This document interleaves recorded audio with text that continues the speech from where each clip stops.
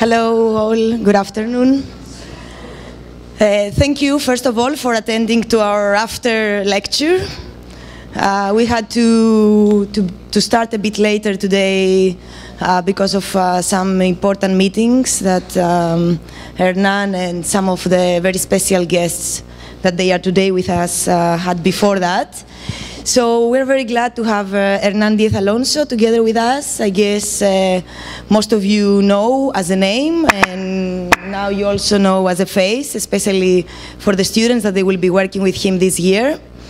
We're glad that we have this collaboration with SCI-Arc. Hernan Diaz Alonso is the chair of the graduate programs there. I'm not going to tire you a lot with the introduction, but just to refer to the fact that Hernan Diaz Alonso is, apart from the chair of the graduate programs at SCI-Arc, he's also the principal architect of Xefirotarch in Los Angeles. And more than that, what we are sharing with him is the fact that he's a radical thinker on how the digital era is influencing the design, how it will change the way we design, we construct, and how we inhabit our future habitats. So I think together with most of you guys, he will be working in a very dark and radical way.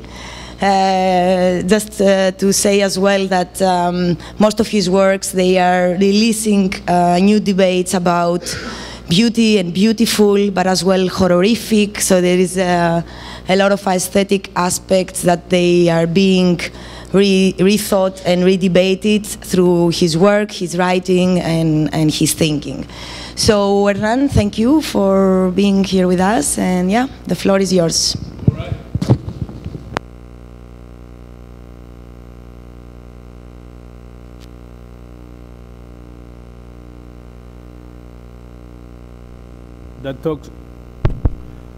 That speaks volume about your commitment to architecture or that your social life sucks. Either way, thank you for being here. It's always a pleasure to be here at the IaaC. For many reasons, it seems like an incredibly familiar place to me. As Areti was saying, most of my academic life happens in SCI-Arc, and I see a lot of connections between the IaaC and SCI-Arc and the spirit and how we approach teaching and practicing and all that. So, to get the ball going,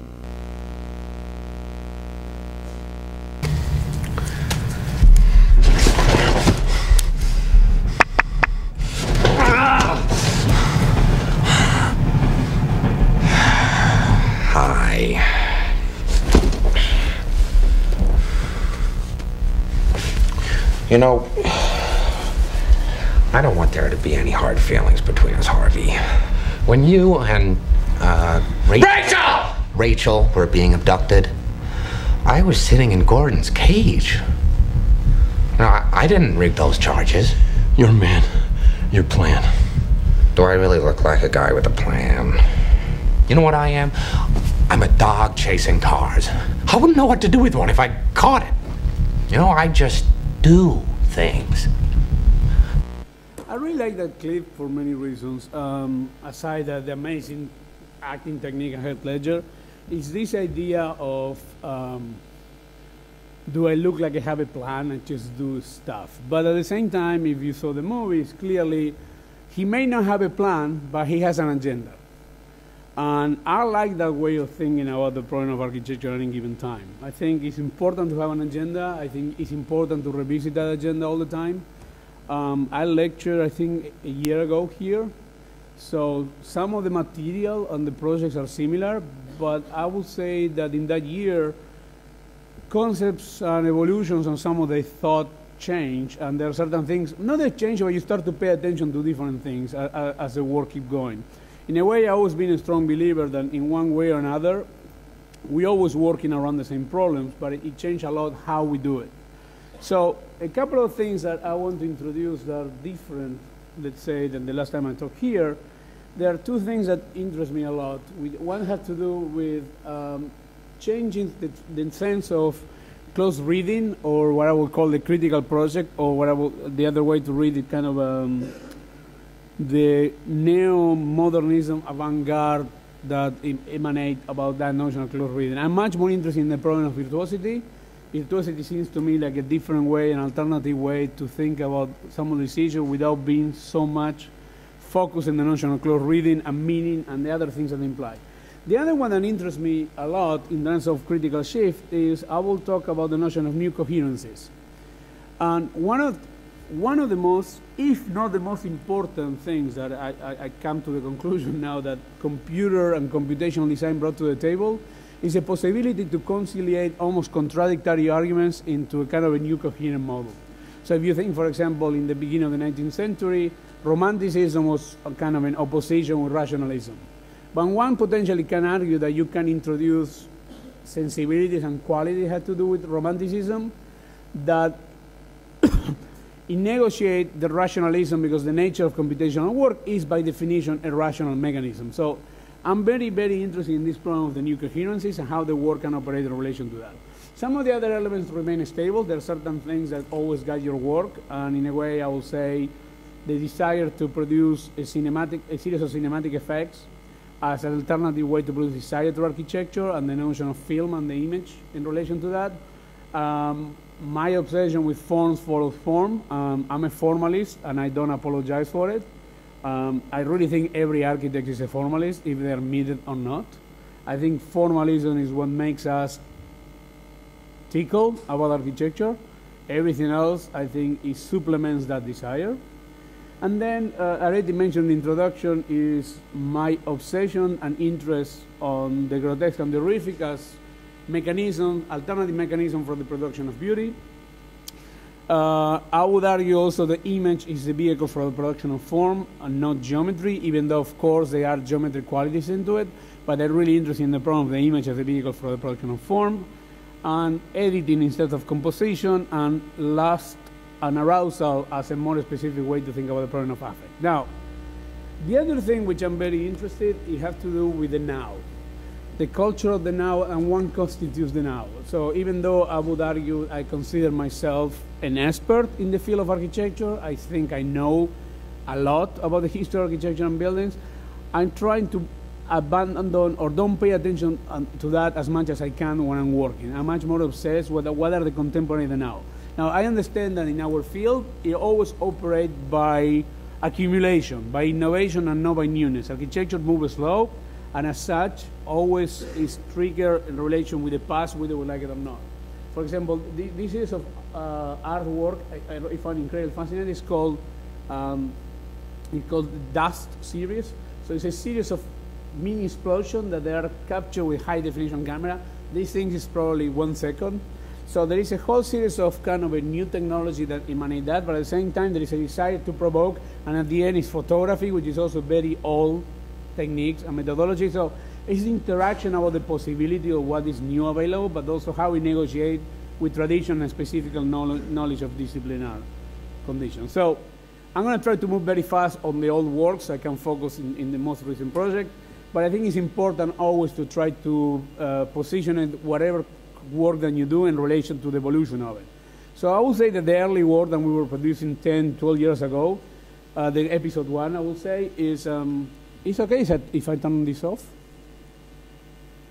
Oh, or not? Oh, over there, thank you. The episode 1, where I would say the single surfaces or the regular coherencies, early on, when we were all start to work with the problem of animation software and so on, there was a desire to have a singular surface that had the capacity to do everything. So in a way, I call these experiments, because there was not really a focus of research or a really clear agenda. It was much more an intuition in relation to a series of specific techniques and methodology that were produced in the nature of the work. Now, one of the things that you understand is any technique or any extreme exploration obsession that you do always get confronted with limitations and get confronted with how far you can go with that. So I will say that episode 2 is evolving coherency. When we did the PS1 competition for the PS1 MoMA in New York, it was about the possibility to work with the notion of a singular entity, but they have the capacity to multiply and transform. But nevertheless, there was a completely topological coherency that it was built in there was not kind of multiple ontologies, there was not a lot of variation, transformation, and so on.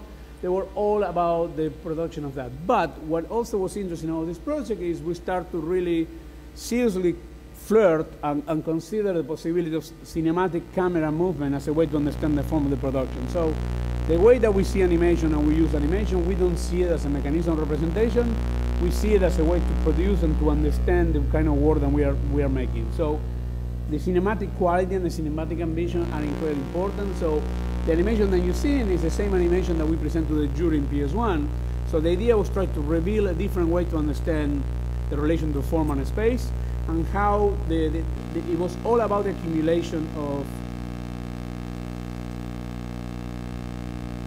the sense that you cannot never fully understand the whole part. It always was about this kind of immersive, kind of atmospherical quality to understand the program form.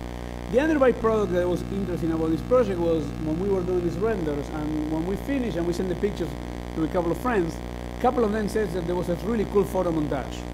So I was fascinated by that and not offended by it, because I thought there was something about the artificiality of the piece that it was really interesting. What triggered the possibility to think that the desire that the physical manifestation wanted to be much more an expression of the virtuality of cinematic effects and not the other way around. So it's not the render trying to pretend real, it's the real thing trying to be artificial, to try to produce this kind of a new kind of a territory in which it's not so clear what is the possibility of the form making in relation to that. So part of the things that we do in the office is I always argue that the work that we do is always I will call it a speculative practice, and I think it's a speculative body of work.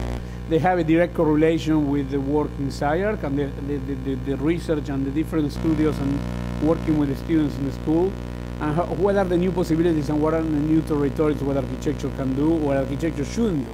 But at the same time, it's much more to start to build a sense of a sensibility. They start to believe in the notion that an aesthetic quality is something that can be articulated over time, and it can change, mutate, and evolve over time. So as you keep evolving and you start to have control of the techniques and the methodologies, I will say that episode 3, we start to look at the notion of a species versus type, and to understand architecture as a possibility of almost to build genetic codes and families of projects that can share common ground because the species qualities and not because the problem of type, of the scale or size. So a proposal for a park in Boston can have similar principles than an installation for the San Francisco Museum of Modern Art. The other thing which I think is fascinating about computational design and computational tools and all the things in terms of producing aesthetic sensibilities is the fake sense of a scaleless that comes with the computer. I mean, of course, nothing that you do is scaleless, always related to a sense of a scale, but there is a kind of a possibility to think of these things as territories and families that it really doesn't matter what is the scale, and it really doesn't matter if it is a distinction between product design, building, or a city. Of course, there are differences. I'm not so stupid to think that that's not the case. I'm not so stupid to think that architecture is immune to external contamination, but there is a kind of an ethos about the production of it that I think starts to relate much more to an internal logic. I would not go as far to say that this is a different take on the problem of autonomy, but it's much more what I was talking about, the notion of virtuosity. There is an ability and a capacity to work on a problem again and again and again and do like micro advance or micro changes and so on, and things that you pick along the way, that when we were doing PS1, the acceleration of materials and process when we were fabricating it, it made that the pieces start to have blisters and the materials start to collapse in a strange way, and it was not done on purpose, but then in this exhibition, we did on purpose. So there is a sense of autopsy that I find incredibly important. I always think that, and I think probably most of the architects work like this, but for me it's an obsession. I always believe that the previous projects always became the genesis to the next project. We always try to work in the office in 4 or 5 projects at the same time so they can cross-contaminate. So there is a sense of autopsy in which you analyze what the previous project produced, and in a way became like the genetic code for the next project. The other thing that around these projects we start to develop was a sense what I would call cell cell strategy. Instead to have a singular piece and produce variation, we will start with multiple cells. We will start with multiple codes, and each of them will be assigned with different values in relation to envelope, structure, so on and so forth. So we try to embed in that front a lot of complexity in the process, and if you embed that with enough complexity, it will carry on in terms of what the project does later on. So in this case, it was a guest house in Paris, outside Paris, and these are all the different variables that we were playing on. At the same time, in my lecture, like in this one or any other one, I always have zero interest in show the process or discuss the term of the process. I'm not saying that process is not important. Process is absolutely crucial for me. Methodology is absolutely crucial to me. But it's only important in terms of internal control. I don't think that process has any ethical value in terms of the quality of the work or whatever the effect the work produces. I believe that the architectural work has to stand in their own terms, and that's why I think the notion of sensibility and aesthetic behavior is absolutely crucial. So part of the thing is also, I would argue that, there is a sense of possibilities. And I know this is sometimes hard to believe, but all the projects I'm showing you, they always were a problem given to us. In that sense, I'm a very classical architect. We never work in invented problems. Every project that we do is somebody commissioned us, we did a competition, or there was some kind of a tangible problem. One of the things I used to, this project, Pitch Black, was a solo show for the MAK Museum in Vienna. The reason why I find this project important, aside that I still like it, which I think liking or not liking things matters, even though sometimes in academic discussion we try to avoid that. But the reason why I think this was important, because this was a project that I came to the conclusion that my flirtation with art was a waste of time. Like, you can think in yourself that you're an artist and so on, but the truth is, if you're an architect, you think like an architect. And it doesn't matter, you can aspire and you can have a project that have artistic qualities or artistic effect, but this is a piece that, even though the scale relates to an art object and is in a museum, it's an installation, is a piece of architecture, in the sense of each of these pieces is done out of 5. We could be done out of 1, but we do it out of 5 because we're interested in how you think about the problem of assembly. Then you think and analyze the problem of repetition and variation. When we did PS1, every piece in the structure was different, which is a stupid thing you can never do. So we have almost 1,500 pieces of the structure, they're all different. So when we did this, you learn that you can have repetition and variation. So the body of the we call it spiders, is always the same, and we do small variations on the legs. So with that, you can start to produce the effect of variation without necessarily everything have a sense of variation. But what I was saying, the interesting thing was, as much as I was interested in flirting with art, the logic have nothing to do with art, and even though the scale does it, because the way you think about the flows of people, how the people move around, is always in a very architectonic way. Now, I would argue that architecture doesn't only happen when there are buildings, or the buildings are. I think architecture is a way to understand a problem to organize matter, or the simulation of matter. The other thing which it was interesting for us in this project was the notion that we were trying to capture the cinematic effect as a physical effect. So it was not any longer that we were using the animation to produce a kind of a form-finding logic. It was to use animation to produce a cinematic effect and a movement. The other thing, which I don't know, you probably noticed by now, I have zero capacity to editing out things. Every project that we do have more stuff than the one before. So you have like an accumulation thing. That's why I think species interest me, because the species usually evolve, and species always became more complex. They never became simpler. Now, one could argue that what I do is really more complicated, not necessarily more complex, and if that's the case, so be it. I don't care. It is what it is, and at some moment you have to accept the logic how you operate. So, and as I was saying, the family of projects that we work in here, we were trying to work with much more complex cells at the beginning. So this was a series of benches and furniture that we were working, and one of them became commissioned by the Art Institute. We were playing around using scriptings and viruses, so we took the IM chair, and we started transforming, and it became this. Now, one thing you have to be careful as a young architect is you never know which of the projects that you're working is going to be built or going to be fabricated. So take them, all of them, with the same care. We did this in one afternoon. And it got built. And it got fabricated, and it got sold 3 times. And I hate it. I still hate it. I think it's one of the stupidest things ever been done. But, no, there's something wrong. There's a machine in your fab lab going on in the back. What? I don't care. It's fine.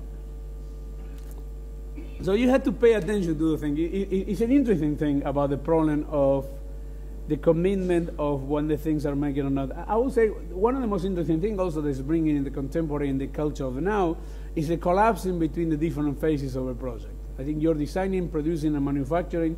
You can start to combine those things in a completely different way. Now, at the end of the day, as I said, my main driving force is always the aesthetic problem and the formal problem. So one of the things that you realize is things have a limit, and things have, you can work with sameness and variation of effects to a point. So the 4th episode is what I would call the misfit. And this was what, and I would say this is kind of the root of the current working that we're doing, and is what I will call the new coherencies. Is the notion that you start to work with more than one language, or with more the kind of one sensibility, and how you start to operate with relation to that. And the problem of the grotesque and the horrific, and there is a fundamental difference between them. Grotesque is an emerging quality that you cannot really control, is when something cannot be categorized on any canon of aesthetic at any given time. The horrific, you can choreograph it, you can produce it, you can manipulate it. But the other thing that you realize about the horrific, or I will call monstrosity, which is more interesting actually, more appealing, is horrific and monstrosity only really work when there's a sense of familiarity. So if something has a sense of familiarity, the effects became much more aggressive. So what we start to speculate when we got invited to do this for the Hammer Museum in Los Angeles was an exhibition on the work of John Lautner, the California architect, was that there was a sense of Platonic geometry that we can start to include. And the moment you have Platonic geometry, and not all geometry is a completely different vocabulary, you start to have a sense of familiarity, and in a way it became more disturbing. It became more provocative, it became more a misfit. So in understanding that, for example, to me was a good genetic code, or a good way to start for the first silverware collection that we designed for Alessi. So the idea was to take something that has a certain kind of familiarity and see how we can make it unfamiliar. In this case, I would say it was not so much, even though I like it, I think formally it has certain quality and certain kind of excessive, exuberant thing, it didn't really affect the behavior, how you will relate. So there was not, still a spoon is a spoon, and anyway. But part of that argument was that whatever you develop for a building, you can use it for a product design, you can use it for an installation for Selfridges in London, the department store, and each of them start to play with similar entities but complete difference of effects and scale. So the notion of familiarity, it became a recurrent thing. So when we did this competition for a media art museum in San Sebastián in the north of Spain, that was pretty much in the front of our head. So this is actually the first project in which we start to develop an interest in to work with the corruption of existing tissues, to start to work with the problem of mutation. The idea, the project was such that you have to keep 50% of an existing old building and you have to add another one. So instead to start to think in a whole complete self-autonomous formal thing, was the idea to start to work with the provocation of the friction between one formal vocabulary versus another one, a mutant thing versus another one, and in a way to me the notion of horrific, of disturbance, became a much more interesting one, because then you have a certain sense of familiarity, you have a certain sense of understanding of a tradition of architecture or tissue, and then it's in friction and in dialogue what you're trying to produce. At the same time, we were trying to produce within itself also that kind of misfits and multiple ontologies, having some kind of a Platonic geometry in relation to the other one that didn't fit within that. So it's an interesting thing because we do a lot of competitions and we do exhibitions in museums, and exhibitions in museums, because we don't get to build that often, we transform it then in some kind of a building exercise, and we use that as an opportunity to become a laboratory for architecture ideas. The same with competitions. Of course, you do competitions to win, and you want to win, but you don't do competitions only to win. You also do it to develop your own sense of what kind of speculation you're trying to produce, and what kind of evolution within your own logic of the work. I'm very aware that the logic of the work of my office is a very internal one, and it's a very, in a way, individual and personal. And I think that to me is fine.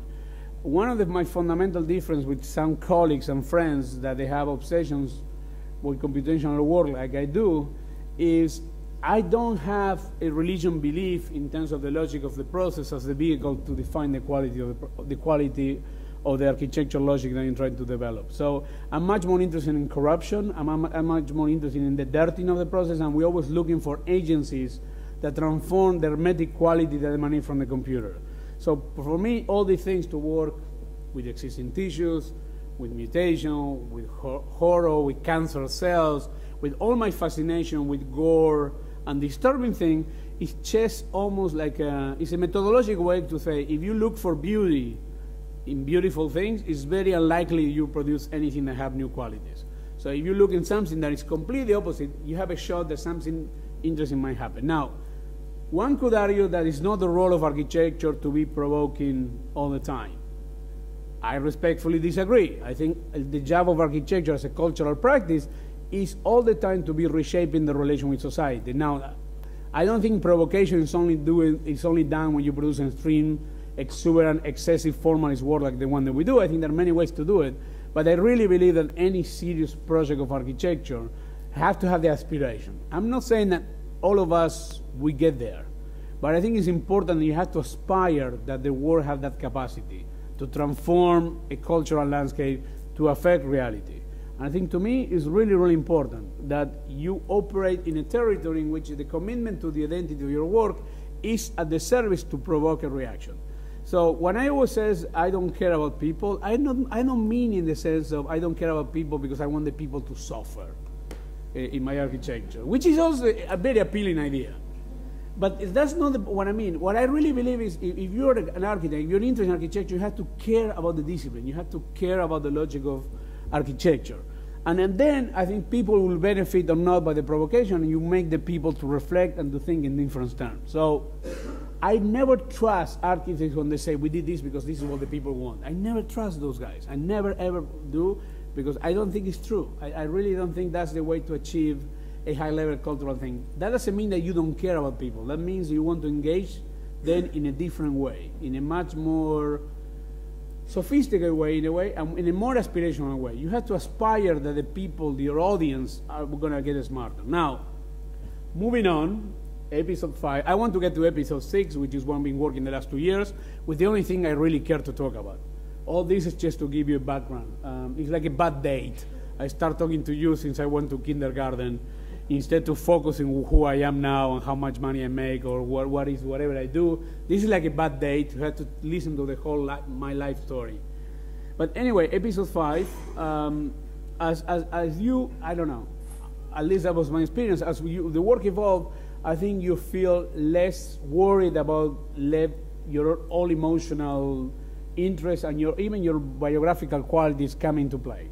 So episode 5, I start to flirt with the notion of rituals.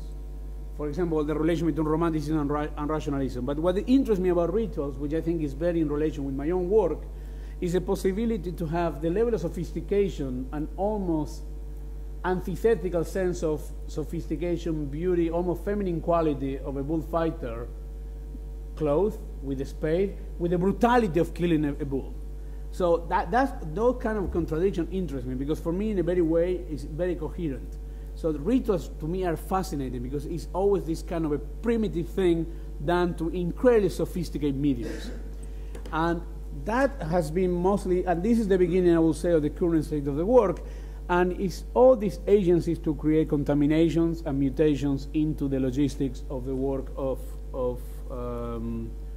which is undeniably influenced by animation software and all the things that we work on it. These are 2 collections of different years that we did for IaaC, which are much more embedded in that notion I was talking about rituals. And in a way, I think both of them are way more interesting than the one before, because all these, they're not only not that they're exuberant and excessive and all the things that I like. By the way, I'm awful at product design. Even I think they're nice, but we don't have enough room to do all the things that we want to do. So we run out of space and material to articulate all that, and there is a lot of limitations in fabrication in a strange way. You wouldn't believe how antiquated the industrial design the industrial design industry is. It's still incredibly obsolete how they how they manufacture. I'm talking about the high-end companies like Alesi, Knoll, Vitra. There's a whole other new wave emerging in China and Turkey that they're using a lot of current technology. But anyway, there's a lot of limits in it. But what interests me about these two collections was that not only they have all the kind of ornamental quality and excessive quality that the rest of the world has, this one has a kind of emotional thing of danger. Like if you look at these things, I think you're going to be afraid to use them. And I think if you're afraid to use them also, you're going to be careful and your body posture is going to change. So I think there is something interesting about an extreme formalism that can start to produce social behavioral modification. And one would aspire that a building can do that, or a park can do that, or many other scales. But what it was interesting about this project to me was that quality. Aside that I like what we did formally and all that, but it was the idea that to have a very specific object that convey a very specific sensation attached to it. So that was the 2010 version. Then we did another one, 2011, in which this is a candle holder, and we wanted to have the melting wax became part of the object, and so on. And every time the project also, the other thing is you go into industrial design thinking you're going to do something faster, you're going to make some money. Neither. It takes as long as a building. You make way less money than you will work in a building. It's a pain in the ass every time the project is ready to go. They do a focus group. The focus group doesn't like it. Then they like another one. And when they tell you they like it, it's something that you did 3 years ago, so you're not interested in it anymore. You try to push them to do the new thing that you're trying to work. So it's a whole other thing. But what is interesting, it gives you a lot of control and constraints in terms of what the thing can do and cannot do. And that's what I'm saying. As the work evolved, I have a much more aggressive interest in boundaries and friction, how the world relate with not only reality, but what I call hyper-reality, which is how the world can have the capacity to transform reality, but also how relate with decay, with putrefaction, with all these other elements that come with real life and another degree of dirtiness. This was an installation that we did for the MAK apartments of the MAK Centre in Los Angeles. They were a small budget, so we took all the money that we have and we spent it all in flowers. And we bought this off-the-shelf plastic thing with animations of multiple projects. And I hired two amazing Mexican women that they do the funeral crowns. And they know how to do structural flowers. So they did this, and the show's supposed to be for 2 months in the summer of LA. So it kept changing, it started to smell very bad, it started to get dry, and we were hoping that the thing would at one moment collapse. It didn't. The last day it looks like that. It looks incredibly dry, but it didn't collapse. None of the things fall down and so on. So there was something about the radicality and the literality of time that it comes with animation, and we use.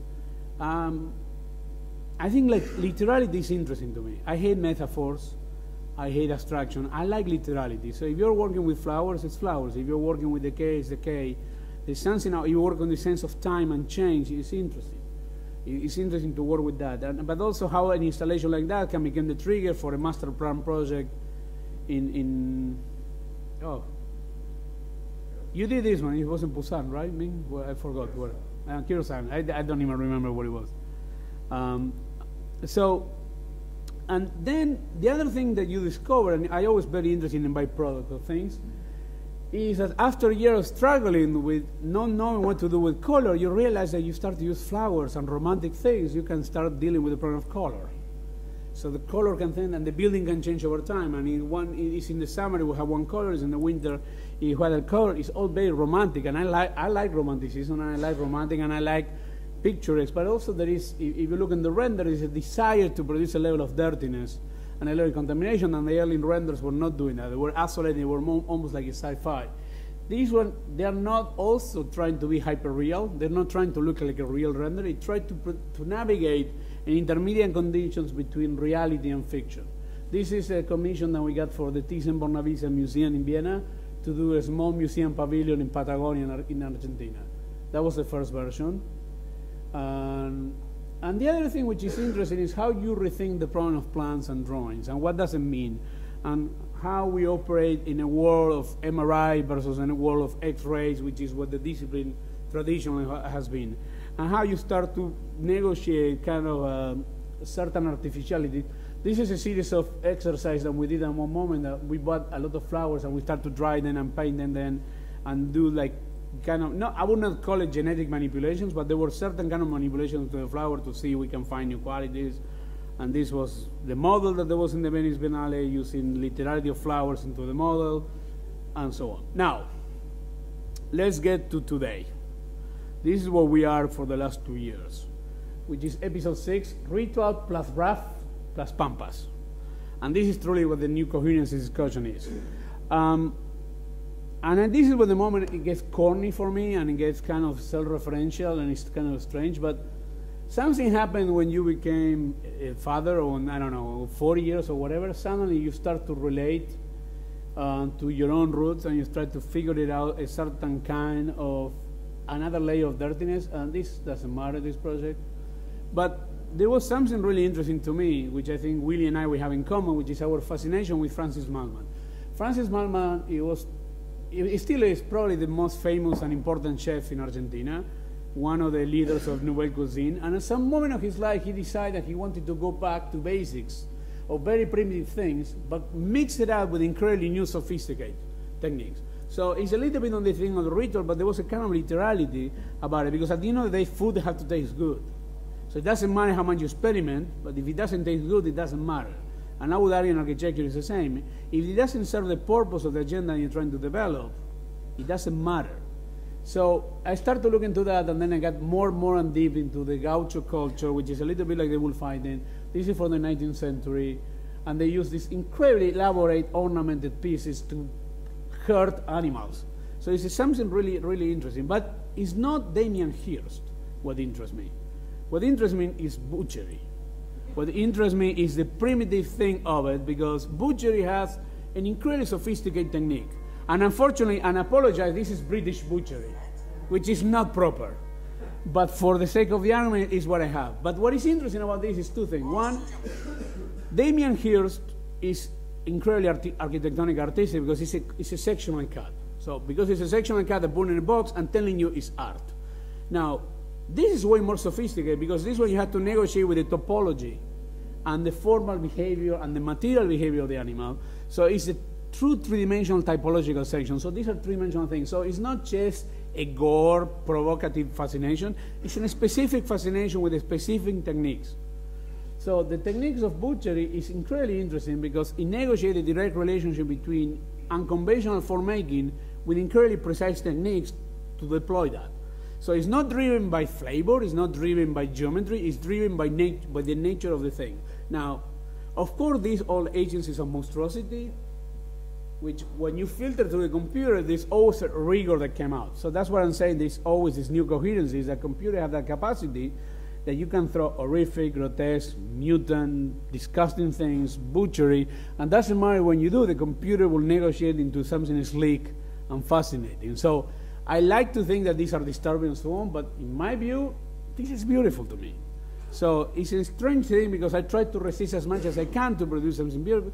Probably it's only beautiful in my eyes, but it is. So this is a chair that we did for Vitra, a design that didn't get built, but the specificity in terms of architecture was a desire to this notion of multiple ontologies and new coherency, a misfit, to separate the entity of the skin from the structure. And then we did a more aggressive thing for a bench for Ceruzzi, the same woman that commissioned us the guest house. So the guest house was too expensive, so for the money that she had, we told her, well, we can do a bench for you. We cannot do a house, but we can do a bench for you. And we are fabricating this right now after years and going back and forth. And I'm trying to convince my brother-in-law to do a kind of a more Argentinian version for his ranch down there. Anyway, so construction details, all those things, so just to prove that, yes, I'm an architect, somehow, and I think it's okay to deal with that, and I'm interested in that process. But this kind of literality of this kind of a brutal, primitive, mixed with sophisticated, it became really the motif and the whole logic that is doing the work. This is a porcelain lamp that we're doing for a Limoges company. This is for kids. They're like little cows. They're like this tiny thing. And there we're doing a kind of a more for grown-ups, which is more like a chandelier, and it's kind of a more, it has more like a bondage, sadomasochist quality, which in a way relate to butchery in many ways. And this one, we are right now, we're testing if we can hold it together structurally. It's not clear yet if it will work or not, because we want to have these pinch things and hold this very heavy porcelain thing. So we'll see how it goes. But also, if you look at the thing I was showing of all the cows in the mid-market, there is a lot of things. So literality to me is important. And I have to say, being in Barcelona, literality is a technique that is completely stole from Enric Miralles. Enric was a guy who was completely fascinated with the day-by-day life and how you can blend the day-by-day prosaic things in life into an art form, into a sophisticated thing. So, for example, the work of Christopher Hoyt fascinates me because he does these wax hyper-real things. So they produce a whole new kind of condition. So he doesn't only build this, he built the whole room. He built every piece is curated to produce a peculiar effect. So you know that it's not real, but the idea is to convey that a parallel reality can happen. So there is a kind of a horrific quality of day-by-day life that can be put in the whole different thing. This is lamp that we're doing for Moroso, and the idea is to melt a whole series of bulb lamps in the glass, and it's kind of a, I want this to be sold in Home Depot, or that you can just plug it into your lamp, but I don't know what's going to happen. Probably will not happen. This is our only official art commission, and this was commissioned to us by Jeff Kimnis with the intention to be put in the Wexner Center. And I've been trying to do this for a while to figure out if we can mill and produce something out of literally meat. And I've been trying to convince Ming for a year and a half to let me do the robot inside, but we can't because health reasons, which it makes it even more appealing to me that we will have a problem. But anyway, we're going to try something else. We're going to try to mill it in Kentucky, which they are much more lawless than Los Angeles, and see if we can do it. But anyway, the idea is to figure out if we can do a plastification and so on. But the whole idea was try to have, if we can have, like, if this is an art piece, it can be something much more primal that is not obligated by any sense of friction that architecture has. I mean, I would say there are many differences between art and architecture, many, even though I like to reivindicate the idea that architecture is an art form as well. And at the very essence, to the last drop, it should be art. I would argue that architecture is different. Architecture cannot exist without friction. Architecture cannot exist without the friction of reality, without the friction of the user, without the friction of budget, without the friction of a dialogue with somebody else. Art, I think you can do it in your own studio, and then you may sell it or not, but it's not conditioned by any other factor. So it's a fundamental difference. So that's what I'm saying, despite how much I would like, because there is a sense of practicality and also money that comes with art that doesn't come in architecture, you are what you are. And I'm an architect. So it took me a while to come in terms to that, because we always, as architects, we are an insecure discipline. We always like to think that we do something else, and we flirt with something else. And right now we are in an era and time that for the first time in history, we have common language. Like if you talk to a filmmaker or an architect or a graphic designer or production designer or even a doctor, there's a lot of common techniques and they can communicate. And so it's a fascinating thing. So we can flirt with that, but you always will do it from the architect point of view. This is a series of masks that we did for a video for a Miami rock band. The video is coming in a couple of weeks. I'll send you the link when it comes out. It's an incredibly bad band. It's awful, their music, but maybe the mask looks good.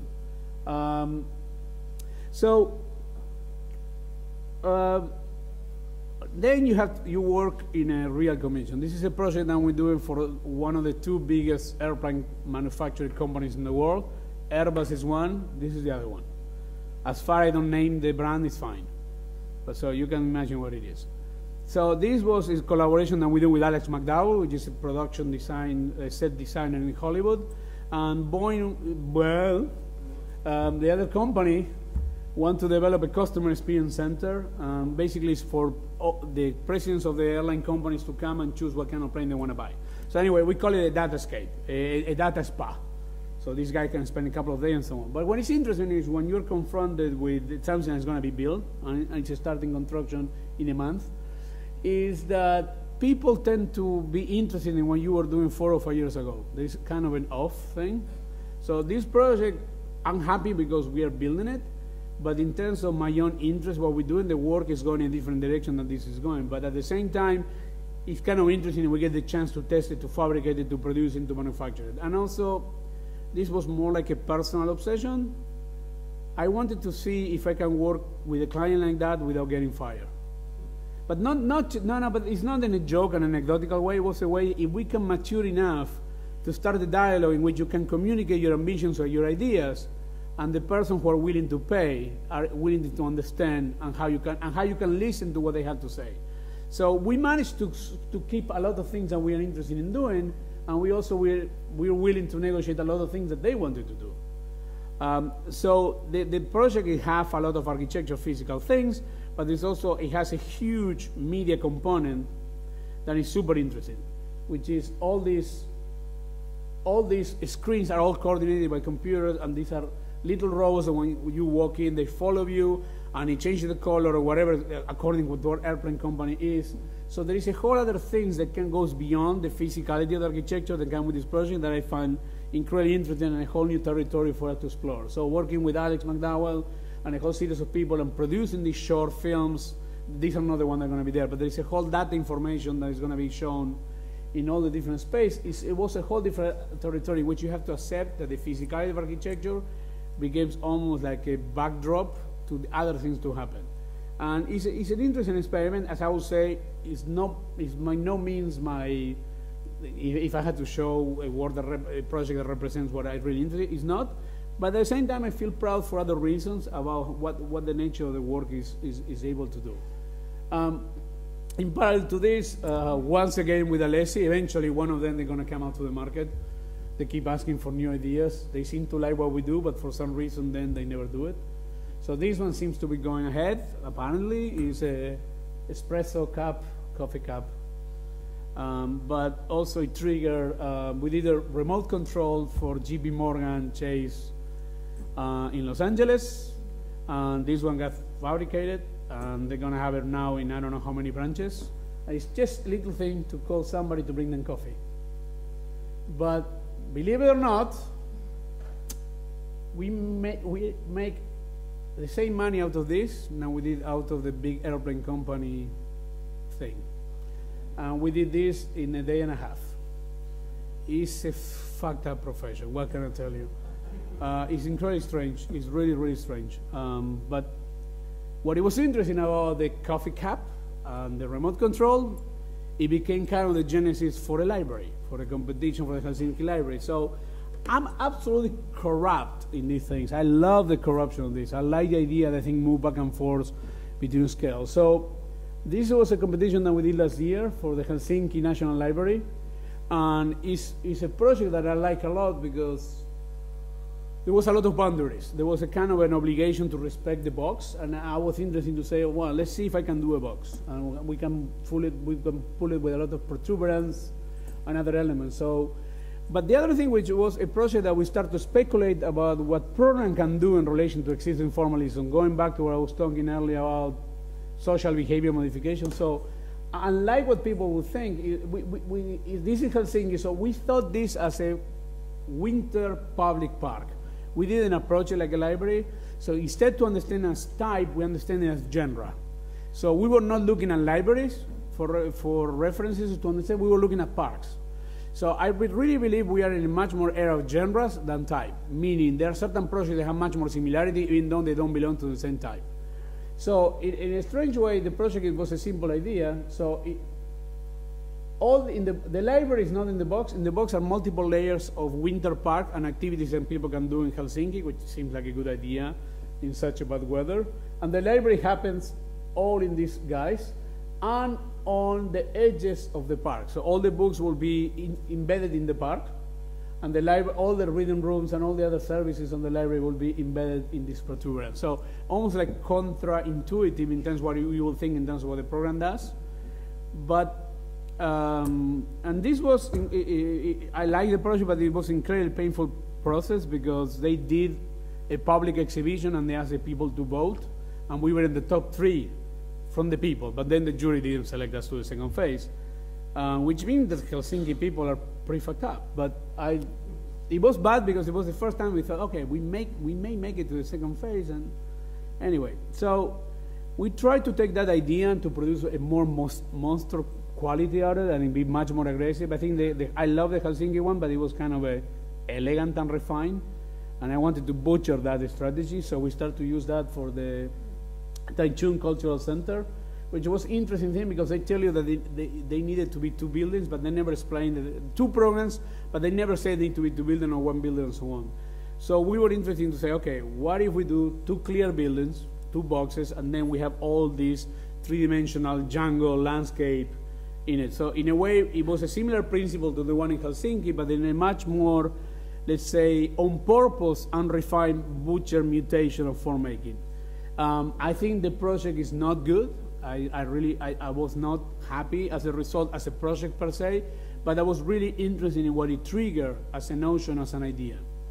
And we refined it in a project that I'm going to show you in a bit. This I'm going to show you very quick. This is a prototype for a bridge that hopefully will land somewhere one of these days. I'm not going to say when or where, but it's a real problem, and we are working on it for real. I'm not going to get into much details because it's work in progress. This is one of a couple of early versions,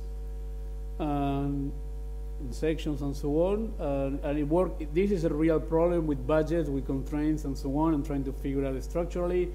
And this was much more based on repetition, and unlikely the people who commissioned the project were more attracted to a less repetitive. So this is the current version that we're working right now, and it has this kind of a very primitive quality that is going to be wood and bamboo, and very flexible, and hopefully will move, and the people will be afraid to use it a little bit, and it will produce a whole sensation and see more like being in the sea and so on. Anyway, let's jump ahead.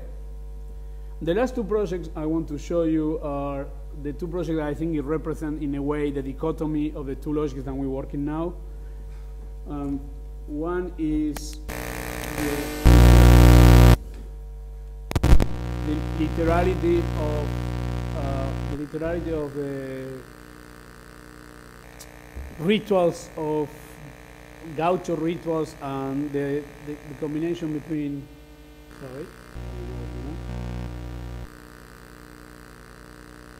the relation between rituals and refinement and, hold on, I don't know why the animation is not playing.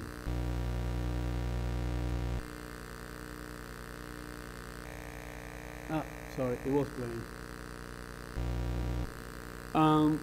The relation between sophistication and primitive quality. So this is the latest version of the Thyssen Museum. Believe it or not, we just won a PA award for this. It used to be a prestigious award in the States.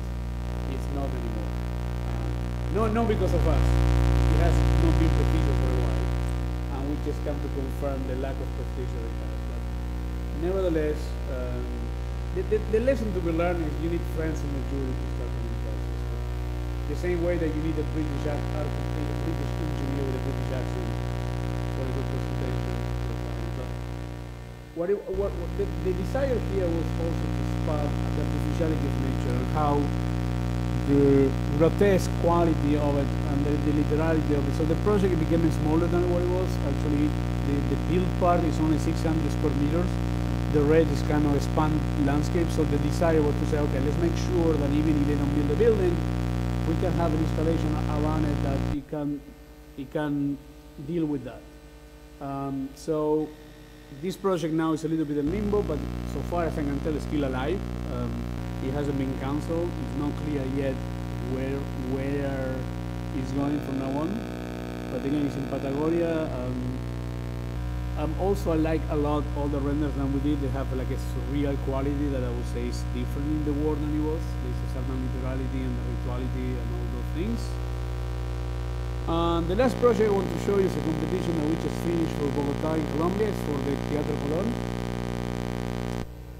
And I like to think it's a new beginning in terms of the evolution of the project, because accumulate a lot of the issues I've been talking lately in terms of rituals, multiple ontologies, new coherencies, working into the existing fabric, ornament, flower, texture. So as always, it became this effort to produce a new coherency about many kind of, it doesn't seem so obvious, relationships.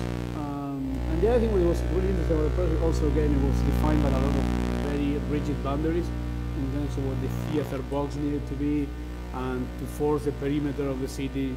So there was a whole series of very kind of straightforward architectural operations needed to happen, but then we'll be able to carve a lot of the interior. And actually many of the things are inspired, like certain libraries here in the Raval, that you have these kind of internal spaces into the city, which I always find them incredibly attractive. So in a way, I think that this project started, and I think this one is the one that came closer to the notion of butchery, in the sense you can recognize the origin of the body, and you can recognize what is being butchered and what is being carved. And there is a kind of a less about the cellular accumulation, but much more about a certain kind of yeah, I would say monstrosity is the one I like the most, in the sense of Frankenstein, the idea that you try to build it from different parts and similar, but at the same time it doesn't quite fit as something that you recognize as a human. It became clearly a monster. And so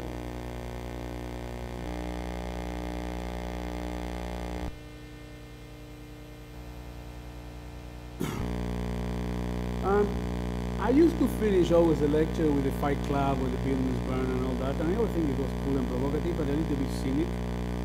So I want to show you this other clip, which I found it way more beautiful and nicer and optimistic. Hey, Kahn. What's the matter? Lose your sea legs? You're the new trumpet man, aren't you? You blow a con. Come with me. I have a cure for your misery. Follow me.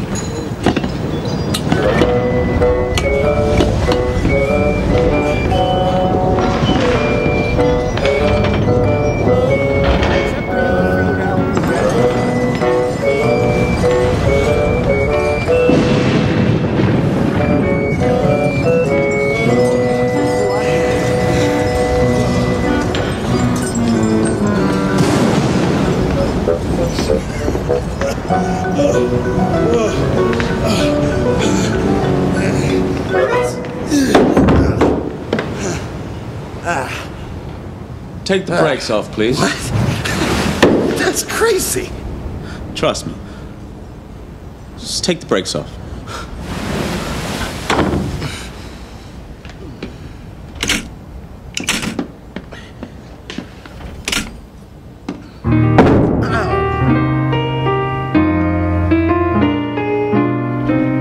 Hop on next to me. What are you, some kind of nutcase? You better get on now or you never will.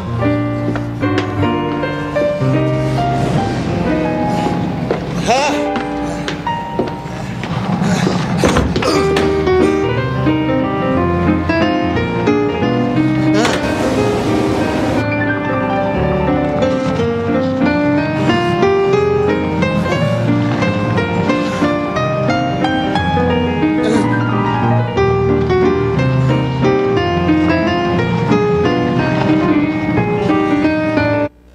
This was a Anyway, so it goes on and then ending crashing somewhere. But what I like about this is, one, take the brakes off if you want to experience something unique and different. Get on, because if not, you're never going to get on. And at the end of the day, you have to be willing to risk it that it may go wrong. But nobody can take away those 3 minutes away from you. Anyway, thank you.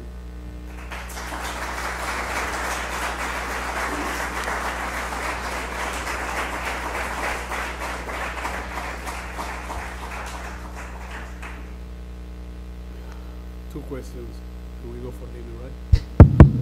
Thank you, Hernan. I know you're tired. It's, I'm going to stand up, actually, because I want to take also the opportunity to... Exactly, non-stop.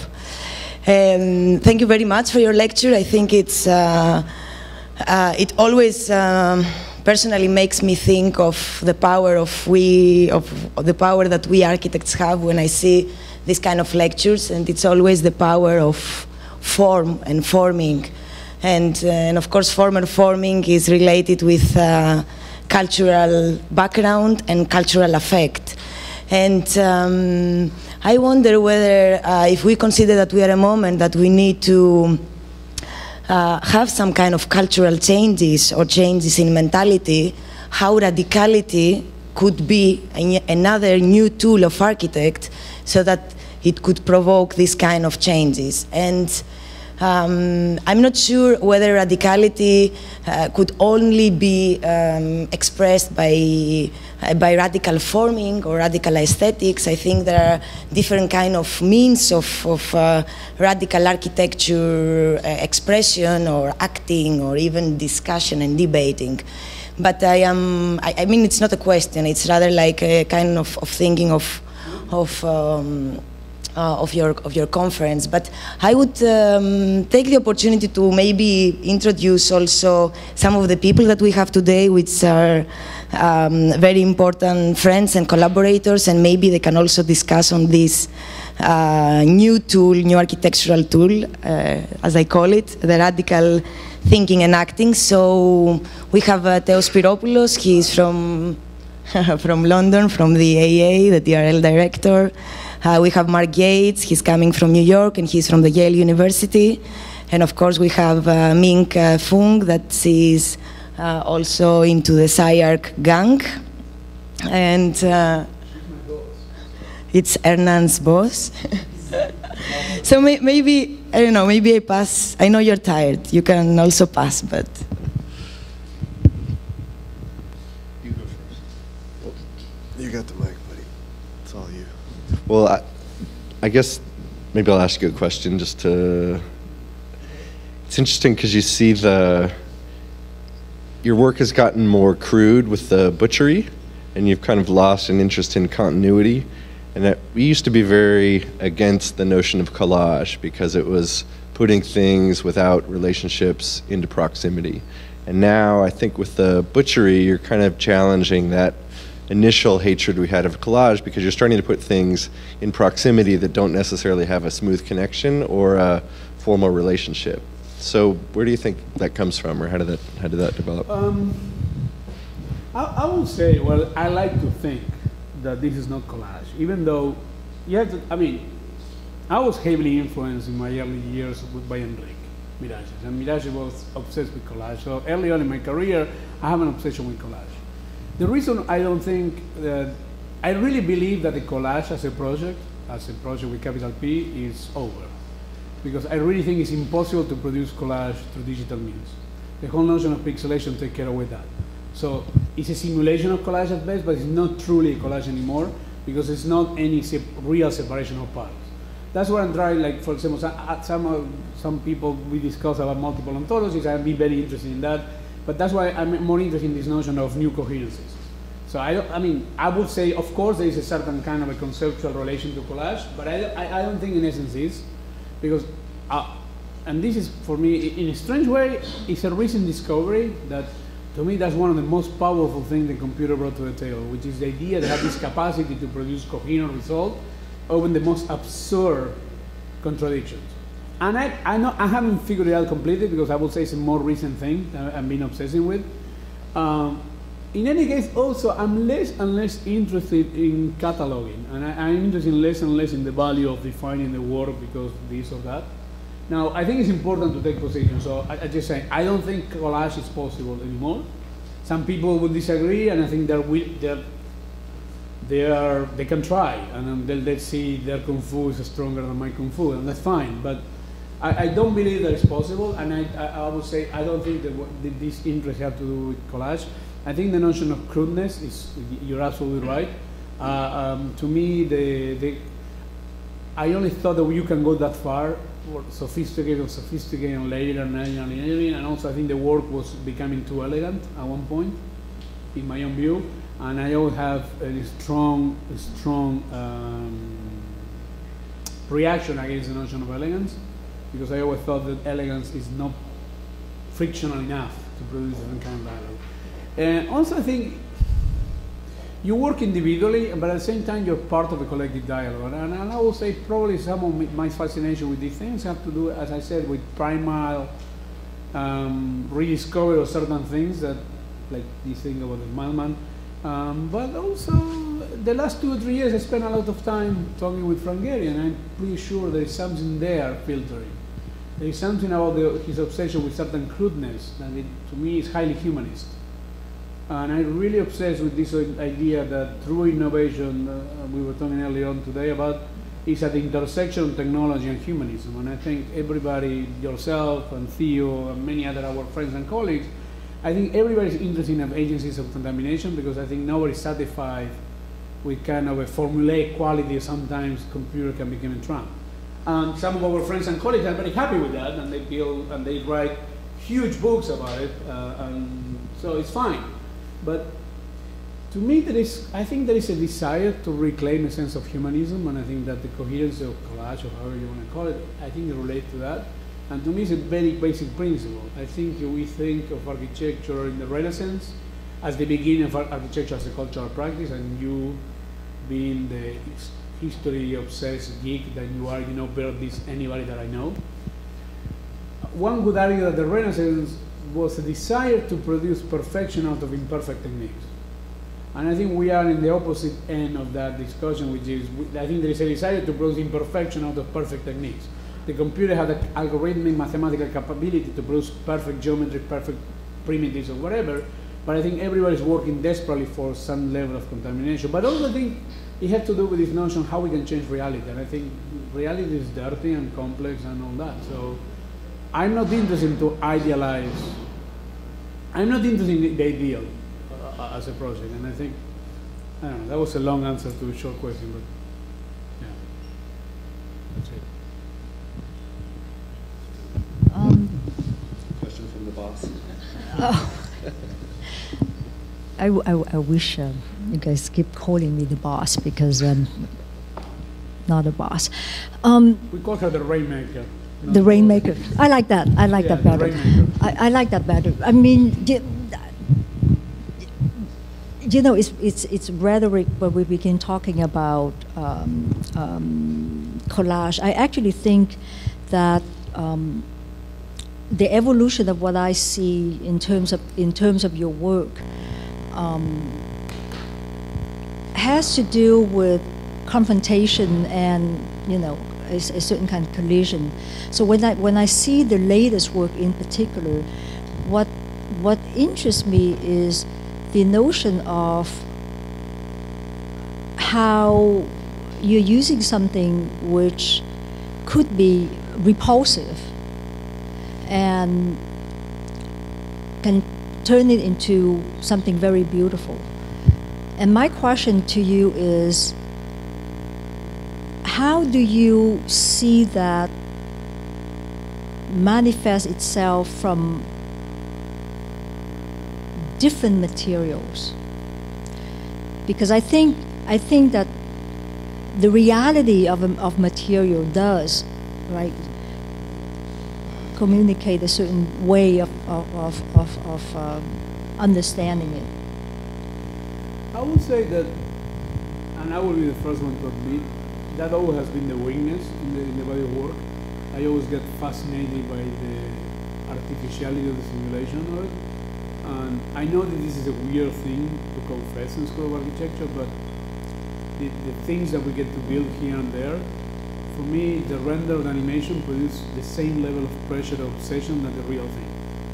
I'm not saying that that's good or bad, it's the reality. Now, I will say the most recent work, if you look in the way that we represent and so on, I start to try to pay much more attention to that, and there's a couple of conclusions that I came, like I think these are tricks that, you know, like for example, using like metal surfaces always will help you to produce beauty after something proposed. Like if you use more crude materials, it will be more closer to that original. So I start to see material as a foil, as a dialogue with that. But also at the same time, and this is where I'm very old school kind of architect. I work in problems that they give me to me. I don't invent problems. So many of these projects, we never go to that part because you never get to that part. I mean, there are competitions or ideas, so you never got that deep. And now we have with Boeing and the bridge and so on, you're confronted with that problem. I think it produces a different logic. Like I'm, for example, really obsessed with the bridge because we have to work in wood and bamboo. Those are rules and they give. So I'm very interested in what we can do with that and the material limit of that. But I always try to figure it out how we can make the material to look artificial or how. So I have an obsession with that, with almost like a plasticity quality to it. And I would say that is where also the work connect with art more than architecture. Because to me is, I want the real thing to look like that, not the other way around. Like we never had, every render I show here, I do it myself. Because I know exactly how I want it to look. I mean, never try to look real. Even when we put a sky and trees for competitions, which we started to do recently. According to the World Bridge, whoever had the bluest sky wins. Not true, but give it a shot. Because I still like the idea that this is not completely real. So I don't like hyper-real renders. I don't like renders that look like the thing is big. I like that.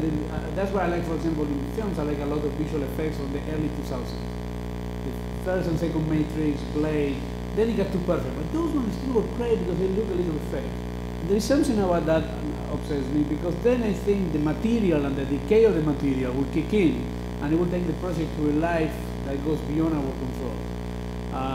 And again, I think it's one of the things I learned or steal from Enrique, and I think Enrique built it out of necessity. Like most of the early work of Enrique was built by small towns nearby with bad construction companies, low budget. So he learned to love imperfection and fascination, and I think he produced like a very beautiful emotional thing. So, but yeah, material we still have a long way to go. It's not something that we haven't completely figured it out, and I think that opened a whole new potential thing that we can do. But for me, it's difficult to think in the abstract. Like if I'm not working with a project that is going to be built and we are dealing with that, it's difficult for me to think in the abstract. I don't have a natural tendency to material behavior like some of my colleagues have. Like if they spend, I'm more fascinated with the image making and form making, and so. Not that I don't think it's important. It's just I'm learning. I'm learning that part.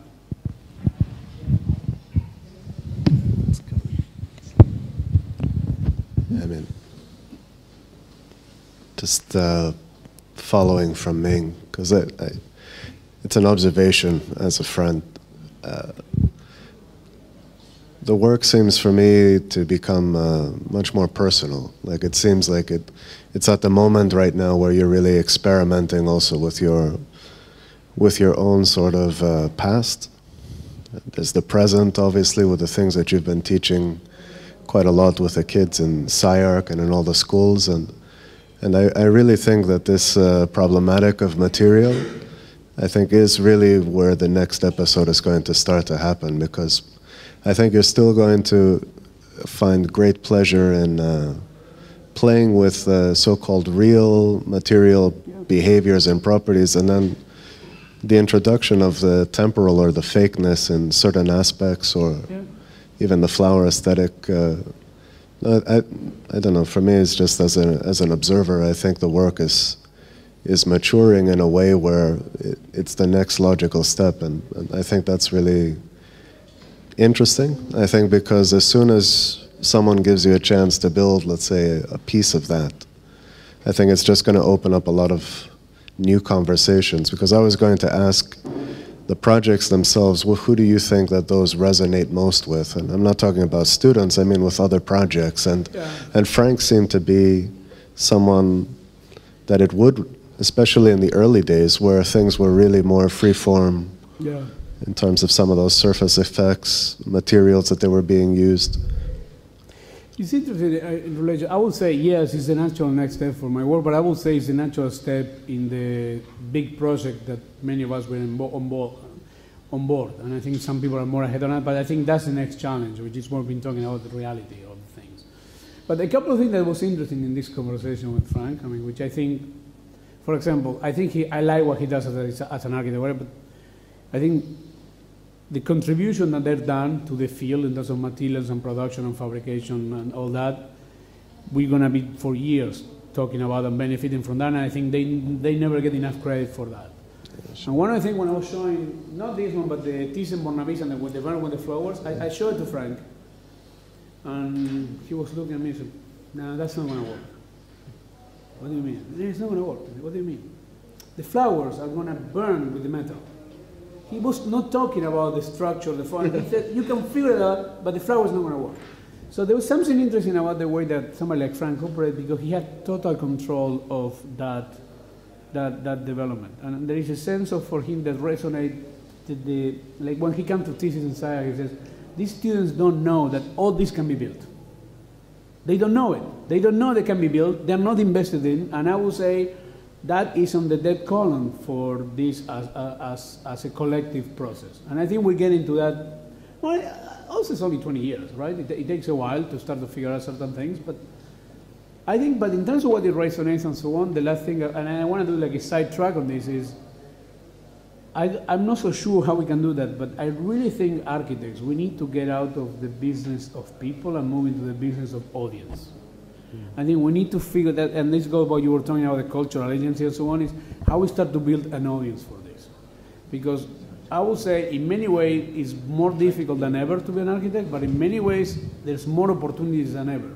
Because people are looking for new possibilities and new ideas all the time.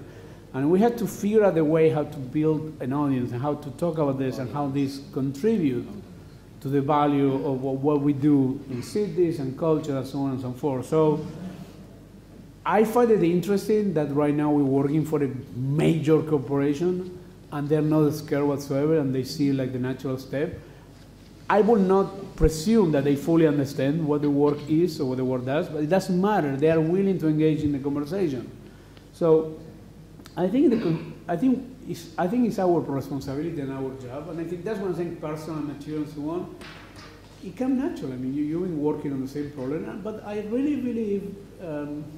My father was a good friend with Lucy Fontana, the painter who did the cat and so on, but he was close friend with Julio Banzo, who was the best friend of Fontana, another great painter. Lucy Fontana is from Argentina. That's the only thing. I mean, he became famous, but he was from Rosario region, so he will go anyway. And I remember talking to Banzo, because Fontana died, well, I never met Fontana, but Banzo, that guy, I asked him, I was 14 or 12 or whatever, I wanted to paint that one or whatever. I said, Julio, I want to learn how to paint, Hernan is very easy. I'm going to tell you the secret. Okay, if you want to be a painter, you have to paint. And there is something like, you have to do it again and again and again and again. And I believe in that. I believe in technique. I believe the how is more important than what. I really don't believe in the initial idea that much. And that's why I'm interested in families and so on, because I think that's why virtuosity interests me more than close reading. Because I think many people spend a lot of time setting up the manifesto and the agenda for it. I'm much more interested in doing it. And I think it's doing like a bed, cooking food. I think it's much more in figuring out how to do it. So, yeah, I mean, we're getting there. I mean, I say that just because, I mean, I remember the first times that I heard you lecture at the AA, and you spoke with a great enthusiasm about film and cinema and all of these other issues that you, and things that you obviously very much appreciate. But I let's say, appreciate listening to Hernan 2014 state, I'm an architect.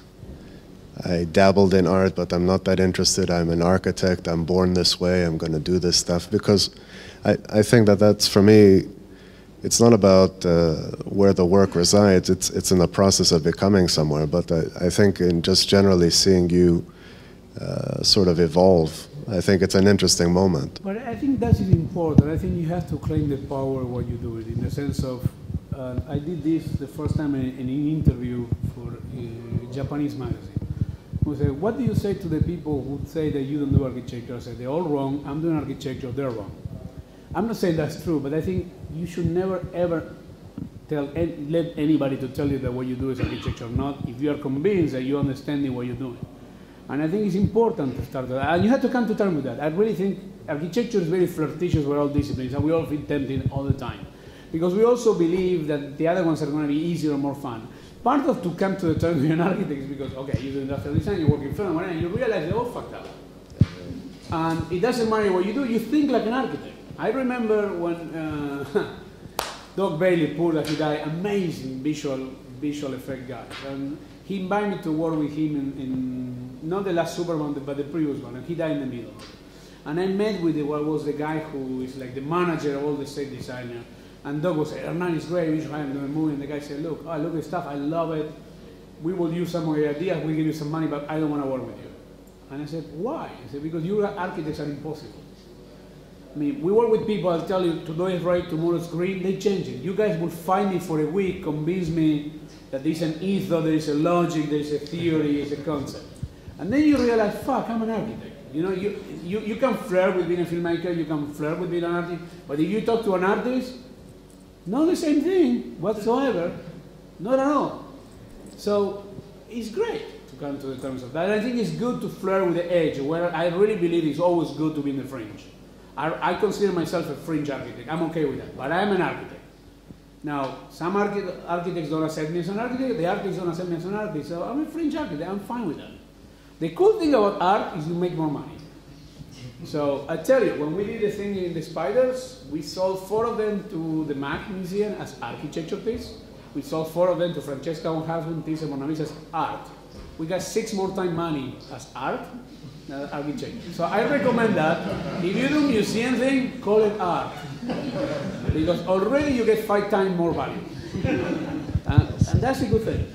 But then you don't think like, I don't think like an artist as much, or a filmmaker, as much as I like all the stuff. Anyway, can we go? Thank you.